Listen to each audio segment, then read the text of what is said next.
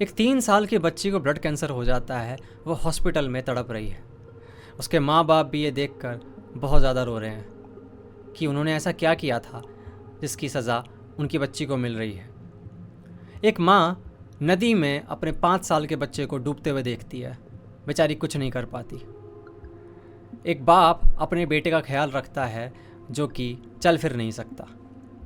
एक रेयर बीमारी किसी इंसान को हो जाती है और दवाइयों के बिना वो ज़िंदा नहीं रह सकता। एक अर्थक्वेक आता है और हज़ारों लोग मलबे के नीचे अपना दम तोड़ देते हैं। एक वायरस आता है और आपके करीबी इस दुनिया से चले जाते हैं। और अगर आपके अंदर बहुत एम्पैथी है ना, और आप बहुत सारी चीज़ें एब्जॉर्ब कर पाते हो अपने एनवायरनमेंट से, तब तो आपको समझ में आता होगा कि इस दुनिया में कितना दुख है। जब भी आप ये सारी चीज़ें देखते होंगे अपने चारों तरफ, तो आपके दिमाग में सवाल आता होगा कि अगर भगवान एग्जिस्ट करता है तो वो कैसे अलाउ कर रहा है सब कुछ। अगर वो ऑल लविंग है, सबसे प्यार करता है, दयालु है, ऑल पावरफुल है, ऑल नोइंग है, तभी वो चुप क्यों रहता है?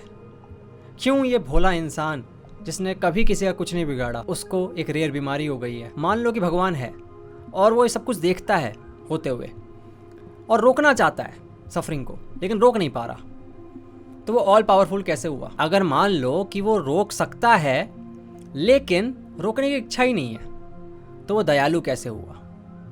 और मान लो कि वो रोकना चाहता है, रोकता भी है, तो भी एग्जिस्ट क्यों करती है सफरिंग? क्यों है सफरिंग इतनी? कैसा भगवान है ये जो छोटे बच्चों तक को नहीं छोड़ता? उसकी सफरिंग देखकर उसके ज़रा भी आंसू नहीं आते। बहुत सारे रिलीजियस लोग ना ये बोलते हैं, देखो भाई, भगवान के ऊपर मत डालो ब्लेम, ये तुम्हारे कारण क्रिएट होती है सफरिंग और इविल इस दुनिया के अंदर। तुम अपने फ्री विल के कारण क्रिएट करते हो। उसने तुम्हें ये पावर दी है कि तुम चूज़ कर सको, ठीक है? जब भी कोई सिचुएशन क्रिएट होती है तुम चूज़ करते हो। अब तुम्हारे एक्शन के कारण, तुम्हारे डिसीजन के कारण क्रिएट होता है गुड या फिर इविल। अब चलो ये तो समझ में आता है कि हाँ भाई, मोरल इविल इससे एक्सप्लेन हो सकता है कि भाई एक इंसान जो है उसको फ्री विल है, मान लेते हैं थोड़ी देर के लिए, उसने किसी का खून कर दिया, उसने कोई क्राइम कर दिया। अब ये जो सारी इविल है ना, ये एक्सप्लेन हो जाते हैं इस चीज़ से कि हाँ भाई चलो ठीक है भाई, फ्री विल के कारण एक इंसान ऐसा काम कर देता है। लेकिन जो नेचुरल इविल है, नेचुरल सफरिंग है, उसको कैसे एक्सप्लेन करोगे इससे? अर्थक्वेक आया, सुनामी आया, कैंसर, जेनेटिक डिजीजेस, कितना कुछ है, इसको कैसे एक्सप्लेन करोगे? अब कुछ रिलीजियस लोग ये बोलते हैं कि दुनिया ना तुम्हारे कंफर्ट के लिए नहीं बनी है, तुम यहाँ आते हो ग्रो करने के लिए, अपने आप को बिल्ड करने के लिए। अगर तुम दुख नहीं देखोगे, सफरिंग नहीं देखोगे, तो तुम्हारे अंदर कंपैशन कैसे आएगा? तुम्हें पता कैसे चलेगा सुख होता क्या है, सुख की वैल्यू क्या है? अगर तुम बुराई का सामना नहीं करोगे, लड़ाई नहीं करोगे, लड़ोगे नहीं, तो बहादुर कैसे बनोगे? करेज कैसे आएगा तुम्हारे अंदर? अगर तुम कभी किसी चीज़ को खोगे नहीं, तो पाने का जो सुख है वो कैसे पता चलेगा? चलो मान लिया ये वर्ल्ड जो है ना कंफर्ट के लिए नहीं बनी है, बट 1 साल के छोटे बच्चे को ब्लड कैंसर देके क्या मिल गया? क्या बिल्ड कर लिया? कैसे ग्रोथ लिखी है उसकी इस ब्लड कैंसर से? क्या ग्रोथ के लिए इतनी सारी सफरिंग देना ज़रूरी है? क्या थोड़ा कम नहीं किया जा सकता था इस चीज़ के लिए, अगर कुछ सिखाना ही है तो? और कुछ लोग तो ये बोलते हैं everything happens for a reason, you know. जो तुम देख रहे हो भाई, ये दुख जो देख रहे हो, इसके पीछे कुछ लिखा हुआ है, तुम देख नहीं पा रहे क्योंकि तुम्हारी जो कैपेसिटी है ना चीज़ों को समझने की, वो बहुत कम है, लिमिटेड है। तो तुम ज़्यादा दिमाग मत लगाओ, बस ये सोचो कि जो होता है अच्छे के लिए होता है। क्या सफरिंग के एग्जिस्टेंस का मिस्टीरियस होना एक आंसर देता है हमें सेटिस्फाइंग कि क्यों भाई, क्यों सफ़र कर रहा है बच्चा? कुछ एथिस्ट लोग ये बोलते हैं कि भाई अगर सफरिंग देनी ही है, मान लो सफरिंग है भी, लेकिन ऐसी सफरिंग्स भी हैं जो पॉइंटलेस लगेगी आपको, जिसमें आपको समझ ही नहीं आएगा इसका मतलब क्या है। एक हिरन का बच्चा बेचारा एक जंगल की आग में फंस जाता है और तड़प तड़प के जल कर मर जाता है। इससे क्या मिल गया इस दुनिया को? इससे क्या बिल्ड हो गया भाई? ये कितनी पॉइंटलेस चीज़ थी। अगर आप इंस्टाग्राम पे ना, आपका फीड वैसा हो रखा है, तो आप देखना कितनी अजीबोगरीब वीडियोस आती हैं जिसमें लोग किस तरीके से इस दुनिया से चले जाते हैं। आपको समझ तक नहीं आएगा कि ऐसा भी कुछ हो सकता है क्या, इस तरीके से भी कोई इंसान जा सकता है क्या। अब साइंटिफिक लेंसेज को देखते हैं। जो एवोल्यूशनरी बायोलॉजिस्ट है ना, वो ये बोलते हैं देखो ये पेन और सफरिंग है ना, ये नेचर ने इवॉल्व किया ताकि तुम सर्वाइव कर सको। सोचो तुम आग लगी हुई है और उसमें हाथ रखे हुए हो और तुम्हें कुछ फील नहीं हो रहा, तुम्हारा हाथ जल जाएगा, ख़त्म हो जाएगा, तुम मर जाओगे। पेन बनाया गया नेचर द्वारा कि भाई भाग यहाँ से, ये थ्रेट है, तू मर जाएगा, अपने आप को बचा। तो नेचर को ना इससे मतलब नहीं था कि तुम खुश कितने रहोगे, उसको बस तुम्हें ज़िंदा रखने से मतलब है। और ज़िंदा रखने के लिए अगर उसको पूरी ज़िंदगी भर तुम्हें रुलाना भी पड़े तो उसको प्रॉब्लम नहीं है।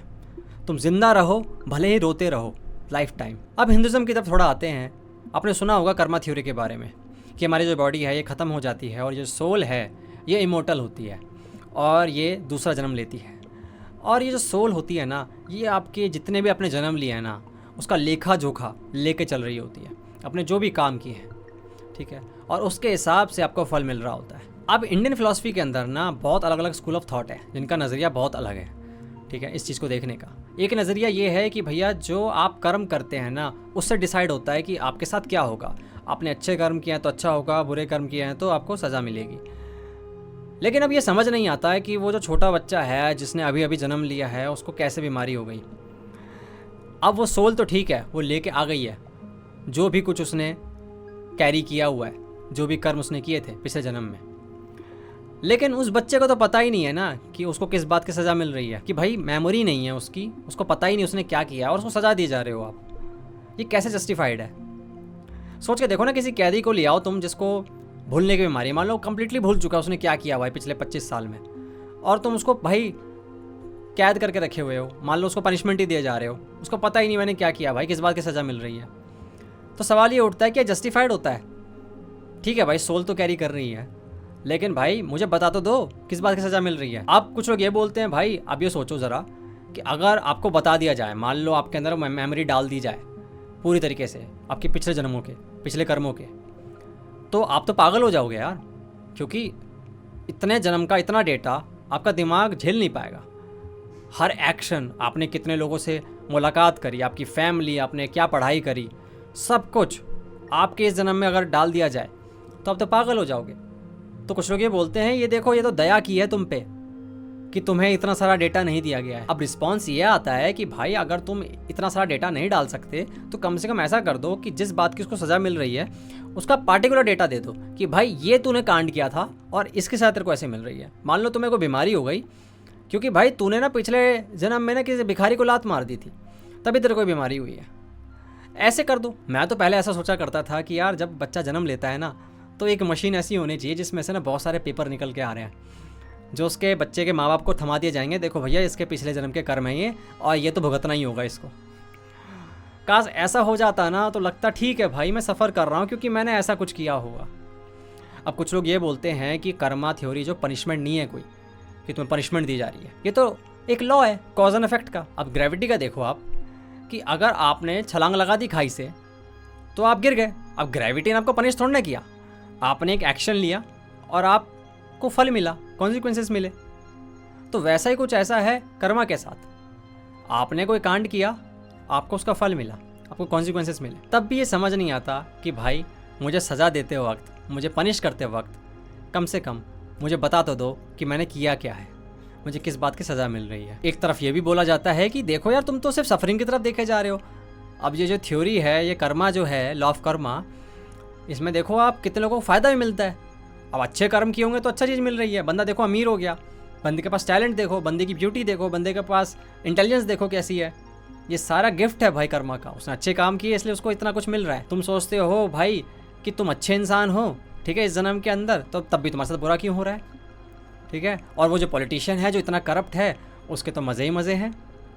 तो लोग बोल देते हैं भाई ये पॉलिटिशियन पिछले जन्म में अच्छा होगा, उसने अच्छे काम किए होंगे, इसी कारण वो बच रहा है, इसी कारण उसको पावर मिली है, इसी कारण वो अमीर है। लेकिन कहीं ना कहीं ये जो चीज़ है ना, सोसाइटी के अंदर जो इनजस्टिस होता है उसको जस्टिफाई कर देती है कि देखो ये तो गरीब है, इसने कुछ गलत काम किया होगा तभी तो ये इसको ऐसा मिला है, ये डिज़र्व करता है, इसके साथ अच्छा हुआ, ये तो कर्मा है, इसके कर्म है। सोसाइटी के अंदर जो इनइक्वालिटी है वो भी जस्टिफाइड हो जाएगी। लेकिन बहुत सारे हिंदू स्कॉलर्स ने ना वार्निंग दी थी कि भाई इस चक्कर में मत फंसना, ठीक है, इस थ्योरी को इतना सीरियसली भी मत लेना, जहाँ आपको कहीं प्रॉब्लम नज़र आए सोसाइटी के अंदर आपको फिक्स करने जाना है, ठीक है, जहाँ भी इनजस्टिस देखे वहाँ आवाज़ उठानी है। अब अद्वैत फिलॉसफी की तरफ आते हैं। वो कहते हैं कि हम अविद्या के कारण, इग्नोरेंस के कारण सफ़र करते हैं, हम भूल चुके हैं अपना ट्रू नेचर, हम ब्रह्म हैं, और हम इस बॉडी और माइंड से ही इतना आइडेंटिफाई करने लग जाते हैं खुद को और सफ़र करने लग जाते हैं। अभी जो सफ़रिंग है ये एम्पिरिकल वर्ल्ड में एग्जिस्ट करती है, इस दुनिया में जो एब्सोल्यूट रियलिटी है, अल्टीमेट रियलिटी है, वहाँ पे कुछ भी नहीं है, वहाँ सिर्फ ब्रह्म है। तो जो ये सफ़रिंग है ना वो इस वर्ल्ड के लिए ही है। लेकिन ज़रा सोच के देखो, थोड़ा प्रैक्टिकल होके देखते हैं। मान लीजिए किसी इंसान को बहुत भयंकर लेवल की चोट लगी हुई है और बहुत सफ़र कर रहा है, और तुम उसको जाके बोलो कि ये जो सफरिंग है ना भाई तेरे अविद्या के कारण है, ठीक है, ये एम्पेरिकल वर्ल्ड है ना, इसके अंदर सफरिंग एग्जिस्ट करती है, तो ब्रह्म है मेरे भाई, ये इसका कुछ इमीडिएट रिजल्ट नहीं मिलेगा, उसकी सफरिंग इससे ख़त्म नहीं हो जाएगी। उसको तो उस वक्त भाई चाहिए होगा भाई मेरी पट्टी कर भाई, मरहम लगा, मुझे ठीक कर भाई, ये दर्द जो है ये मेरे लिए बिल्कुल रियल है। तू क्या कह रहा है ये सब कुछ माया है, इल्यूज़न है? मेरे लिए तो दर्द जो है ये अनडिनाइबली रियल है, तो इसका इलाज कर मेरे भाई। अब प्रैक्टिकली देखा जाए, इवन मैं भी अद्वैत फिलॉसफी को बहुत पसंद करता हूँ, बट प्रैक्टिकली देखा जाए तो इससे सफरिंग का कोई सॉल्यूशन नहीं निकलता। हाँ, अब बाद में जाकर ये प्रैक्टिस कर सकते हैं कि ब्रह्म को रियलाइज़ करना है मुझे, ठीक है, खुद का ट्रू नेचर रियलाइज़ करना है, आप उस मार्ग पे जा सकते हैं बाद में, लेकिन इस फिलॉसफी से कोई इमीडिएटली हल नहीं मिलता है आपकी सफरिंग से। इंडियन फिलॉसफी के अंदर गॉड अच्छा है या बुरा है, एग्जिस्ट करता है नहीं करता है, इससे ज़्यादा इस चीज़ पे फोकस था कि भाई ये सफरिंग जो है ना, इसका मैकेनिज्म क्या है, ये सफरिंग हो क्यों रही है और इससे छुटकारा कैसे मिले। एक ऐसा और नज़रिया है जो कि मुझे बहुत सही लगता है। मुझे लगता है सफरिंग जो है ना, वो एक ऐसी चीज़ है जिसको कोई मोरल एक्सप्लेनेशन की ज़रूरत नहीं है, ये बस है। जैसे कि gravity, second law of thermodynamics, आप ये नहीं कभी पूछते ग्रेविटी क्यों है भाई, आप कभी ये नहीं बोलते ये एंट्रोपी क्यों है भाई, क्यों second law of thermodynamics exist करता है, ये लॉ क्यों है, बस लॉ है, एक ब्रूट फैक्ट है कि यूनिवर्स क्यों एग्जिस्ट करता है, बस यूनिवर्स एग्जिस्ट करता है। वैसे ही सफरिंग जो है वो एक इनहेरेंट पार्ट है हमारी एग्जिस्टेंस का। अगर एग्जिस्टेंस है, अगर लाइफ है, तो सफरिंग होगी ही होगी, आप इससे बच नहीं सकते। हम चाहते ही क्यों है कि सफरिंग का कोई पर्पस हो, सफरिंग के पीछे कोई मीनिंग हो। यूनिवर्स कुछ ओ नहीं करता हमें भाई, हमने कोई एहसान नहीं किया उसके ऊपर। यूनिवर्स जो है लॉज पे चलता है, कुछ ऐसे नियम कायदे कानून जिससे ये सब कुछ चल रहा है। और कभी कभी वो जो नियम कायदे कानून हैं, जो लॉज हैं ना, वो हमारे हित में नहीं होते हैं और हमें लगता है कि हमें पनिश किया जा रहा है। अब कोई जेनेटिक म्यूटेशन होता है जिस पे तुम्हारा कोई कंट्रोल नहीं है, उससे बीमारी हो गई। अब जो टेक्टोनिक प्लेट्स हैं नीचे सरक रहे हैं भाई, तुम्हें क्या पता, अर्थक्वेक आ गया। अब कार एक्सीडेंट हो गया, क्या पता भाई गाड़ी में कुछ खराबी आ गई, रोड डिज़ाइन कुछ ख़राब था, मौसम ही कुछ ऐसा था, बहुत सारे फैक्टर्स होते हैं। तुम क्या कर लोगे? बस एक खेल चल रहा है इस पूरे यूनिवर्स के अंदर। वो खेल कभी कभी जो है ना, तुम्हारे हक में नहीं जाता है, तुम्हें हर्ट कर बैठता है। अब यूनिवर्स जो है उसका कोई इंटेंशन नहीं तुम्हें हर्ट करने का, और ना ही उसका कोई इंटेंशन है तुम्हें प्रोटेक्ट करके रखने का। वो तो बस अपना काम कर रहा है, उसको जो लॉज दिए गए हैं उसको फॉलो कर रहा है। सोच के देखो ना, जिस प्रोसेस से तुम बने हो, इस दुनिया के अंदर आए हो, तुम एग्जिस्टेंस के अंदर आए हो, उसी प्रोसेस से एक वायरस बना है, उसी नेचुरल सिलेक्शन से वो वायरस जो है वो इवॉल्व हुआ है, और वो वायरस तुम्हें मार देता है। लॉस तो दोनों ने फॉलो किया है ना, लेकिन वो तुम्हारे हित में नहीं बैठता। तुम गलत जगह पे गलत टाइम पे बैठ जाते हो, वो वायरस तुम्हारे अंदर आ जाता है और खेल ख़त्म। हम डेस्परेटली चाहते हैं ना कि हमारे सफरिंग के पीछे कोई पर्पस हो। मतलब जैसे कि हमें लगता है कि यूनिवर्स ने कुछ प्रॉमिस किया था हमसे कि भाई मैं तुम्हें ला रहा हूँ इस दुनिया के अंदर और तुम्हें सफ़र नहीं करने दूंगा, टेंशन मत लो। कुछ प्रॉमिस नहीं किया गया था। नेचर को कोई मतलब नहीं है तुम्हारी वेलबींग से, हैप्पीनेस से, मैंने पहले ही बोला है। तो शायद हमें अपना सवाल चेंज करना चाहिए कि सफरिंग एग्जिस्ट क्यों करती है, से ज़्यादा हमें पूछना चाहिए कि भाई हम क्यों चाहते हैं कि सफरिंग के पीछे कोई पर्पस, मीनिंग हो ही।